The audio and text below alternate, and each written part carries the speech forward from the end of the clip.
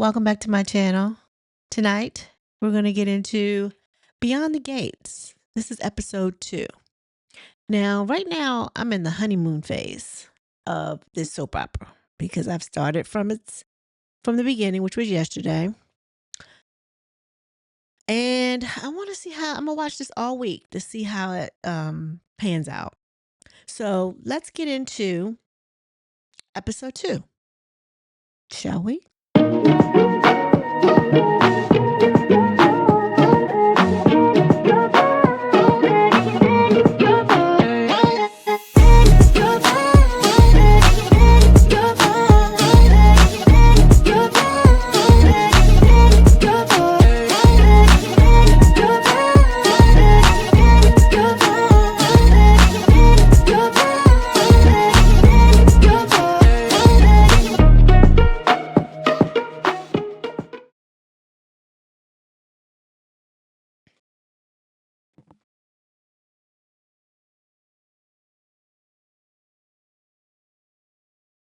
Hello, welcome back. Well, this episode,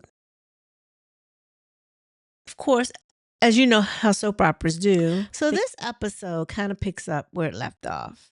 And, yesterday, I'm going to say last week.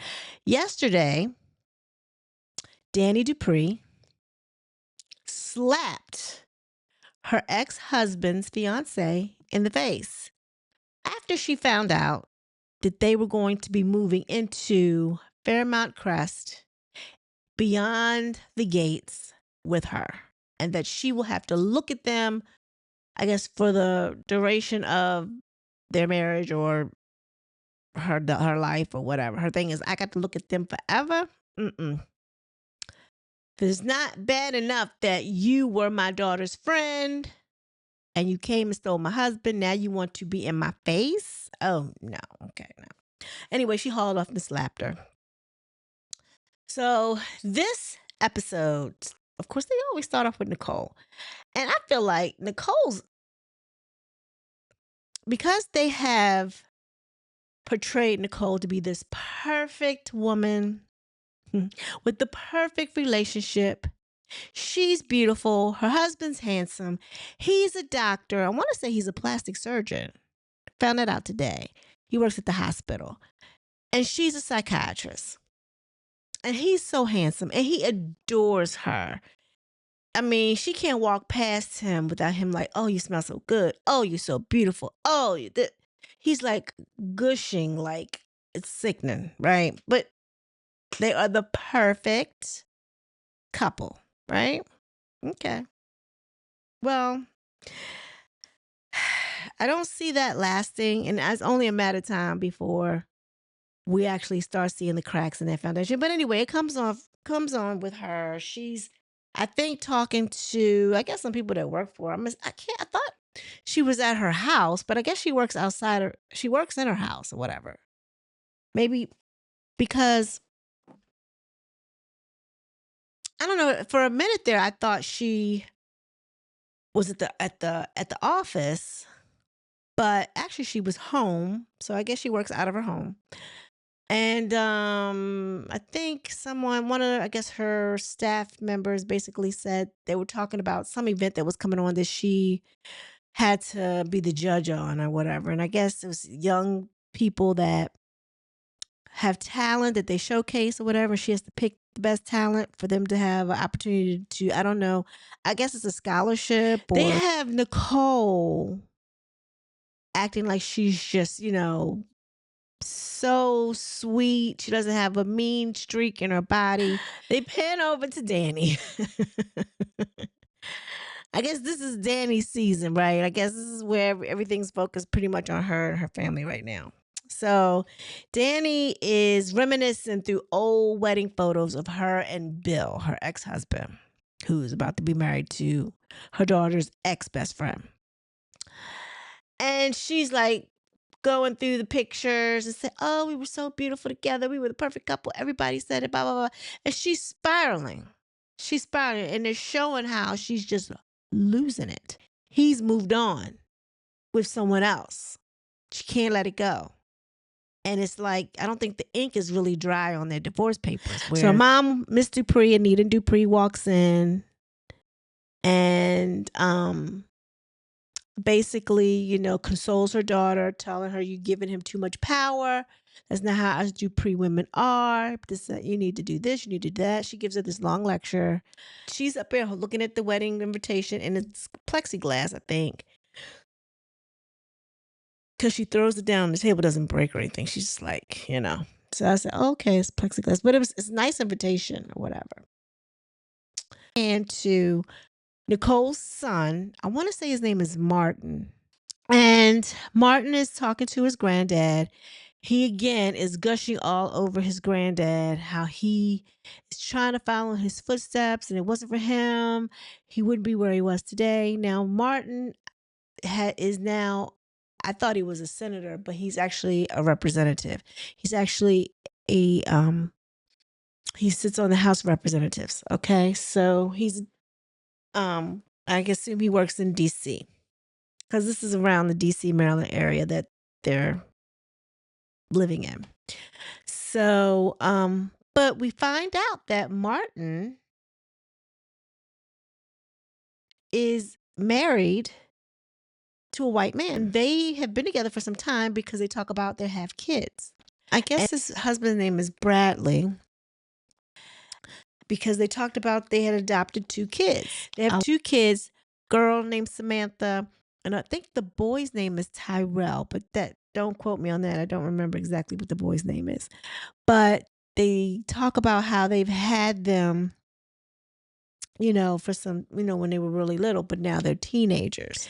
So things are starting to pick up, because, I mean, you would think, I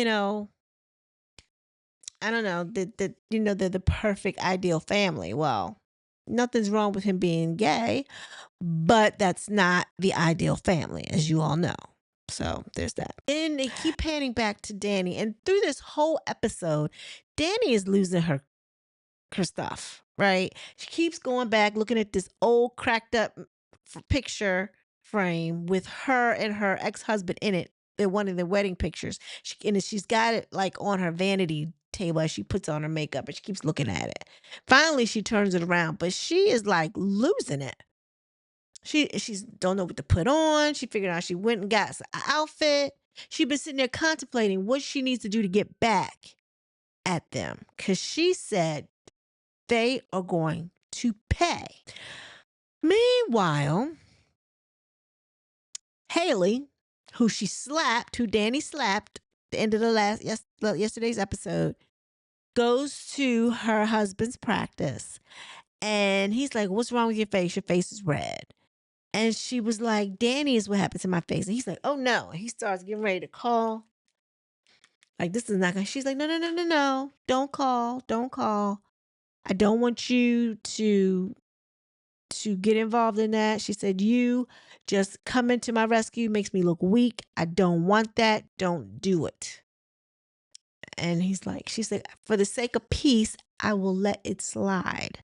She said, "I just don't want that." She said, "Because I call myself," she said, "I've had a hell of a day." She said, "With getting the keys for the house, then Danny happened." And then she said, "Then I went over to Nicole's house." And he said, "Well, why would you go to her sister's house?" She was like, "Well, I thought that I could, make amends or see if we can reach a common ground." She was like, "But she kicked me out, told her don't come back, and sent me along with my cookies." Because she actually brought baked goods over there. So in that segment where they show that she went to go visit Nicole, her thing was, "You got a lot of nerve coming here." And she was like, "Well, she was coming over there." And I was like, "She come over with a piece on, like she got a cake or something," but she had a thing of cookies. And she was like, "Why are you here?" Nicole is asking her, like, "Why are you here?" And she was like, "Well, I was hoping that you could help me." She said, "Have people accept me." Because, her thing was, she wants to be in the community. She wants to be accepted by the community. And she would like for her to. So she goes over there expecting for Nicole to say, okay, yeah, I'll make sure you get in. Her thing was like, Danny is my sister. My loyalty is to Danny. She said she didn't mean to fall in love with Bill. That he full of shit. Anyway, so she was basically pleading her case to Nicole and saying that, she didn't mean to fall in love with Bill. That wasn't what she set out to do. She said she truly adored her friendship with Naomi, which was Danny's daughter. And she said that was real. She said, but she did not mean to fall in love with Bill. That was not planned. And it is what it is, basically. But I think that she got a lot of nerve. She got a lot of nerve to want the sister of her husband's of her soon to be husband to bring her out into the community for people to accept her, and she double crossed or backstabbed her sister. So she was like, "No, I can't do that. That's not what we do." So that's when she went to Bill's office and told Bill what, the conversation. And his thing was, why would you go to Nicole, her sister? But anyway, she said, I went thinking that, I could offer peace. Wanted some type of peace. Because she don't have any family. And she said she's deciding that she's even thinking about not even getting married at the country club. She said, because who's going to be there? She said, it's embarrassing just to have the people from the firm there. And, because she doesn't have any family. And all she had was the Duprees because they accepted her in.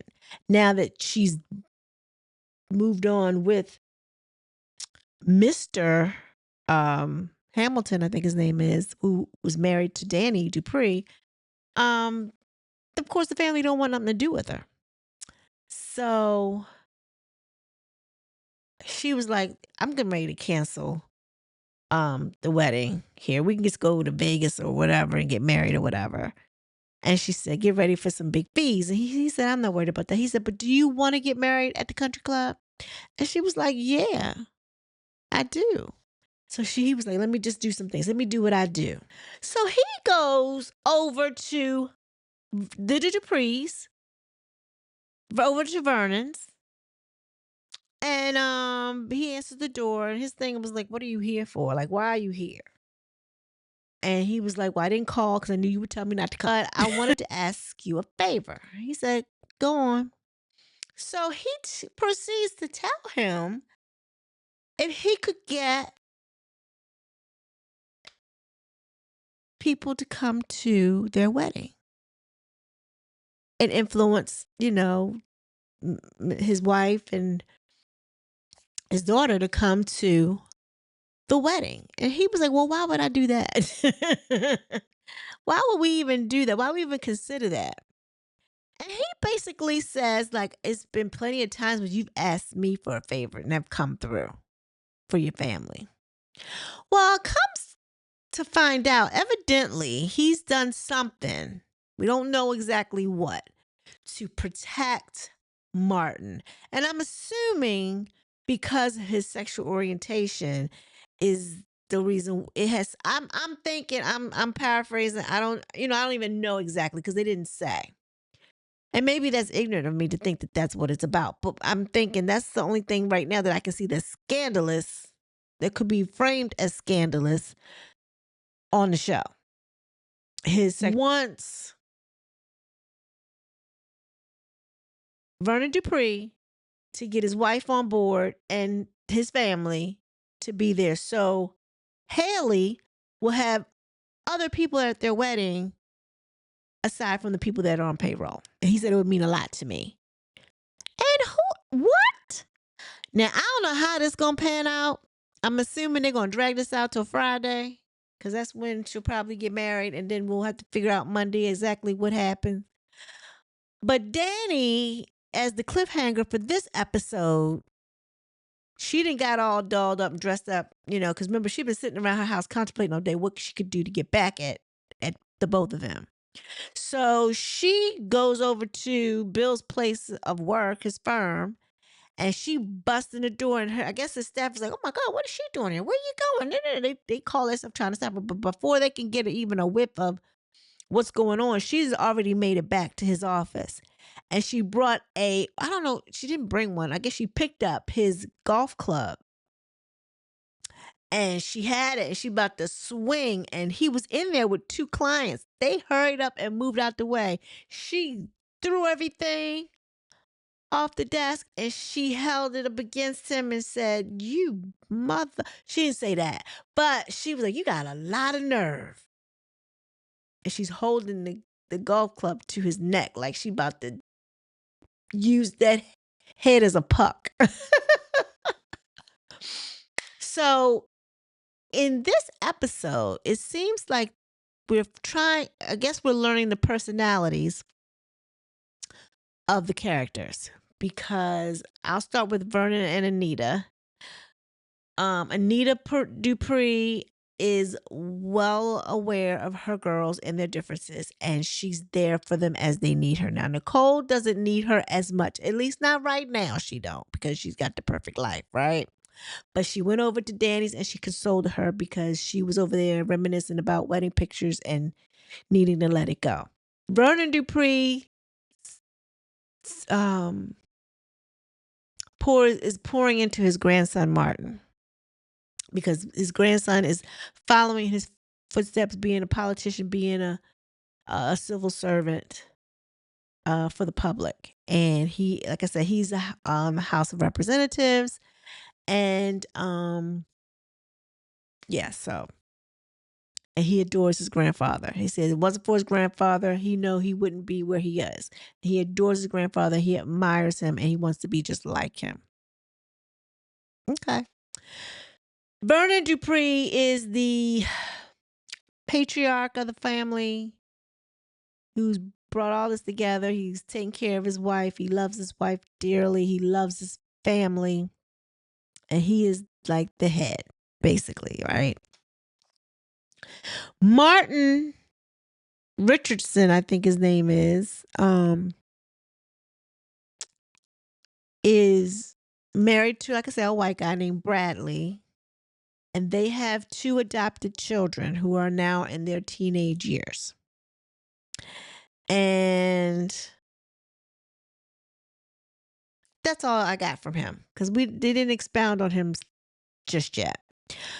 But the faces that Bradley was given, it seems like things aren't right there either. He's just like, you know how they give you that soap opera look when they go from scene to scene, and when the camera, I guess, before the camera faded to black, he was just like, because Martin was being kind of passive with him. He was like, I want to say he acted like he was a psychiatrist because he said, "Let me talk to me or whatever. Tell me about your day or whatever." Something how he came to him. He was like not trying to do that. And his thing, you ain't got to talk right now. He said, what's for dinner? He's like real passive and yeah, I don't know.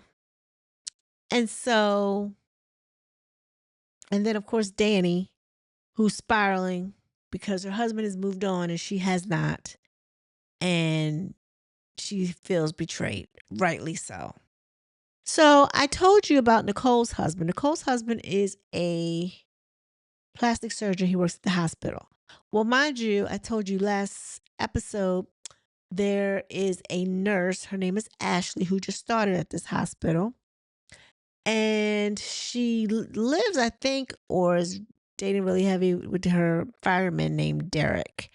However, there's a guy named Andre that likes her at the hospital. Now, mind you, the person that's training Ashley at the hospital has peeped out that Andre likes her. And she's told Ashley, "Oh, well, he's fine and everything, but you might want to stay away from him." So that sounds like she's into him or has been with him or he's did something to her and she ain't too fond of him. We don't know yet, but I don't know if I trust her. I can't remember her name, but she's training Ashley at her new job as a nurse. Now, while she was there, um, Dana and her daughter, I can't remember what her daughter's name is. But before they left the hospital, they were getting on the elevator, and Ted, who's Nicole's husband, walked off the elevator, and Dana was looking at him like, mm.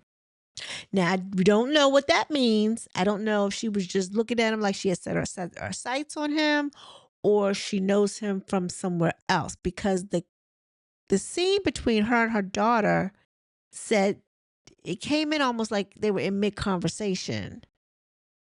And so she was like, everything you'd have been through, Ma. She said, I don't want you to have to go through that again. And I'm all in. So I don't know what they were talking about, because they didn't really give us any background on that. So that's some characters that will have to probably evolve throughout the week. By Friday, I should have it down pat on who's who and where the storyline is going. Again, this is only day 2. So tune into it. Let's watch it together. Comes on CBS at, I want to say, 2:00. Beyond the Gates. And let's talk about it. So before you leave the building, though, can you like my video, please? This is a free way to support the channel. And if you haven't already done so, please subscribe. And with that being said, everyone be blessed. Peace.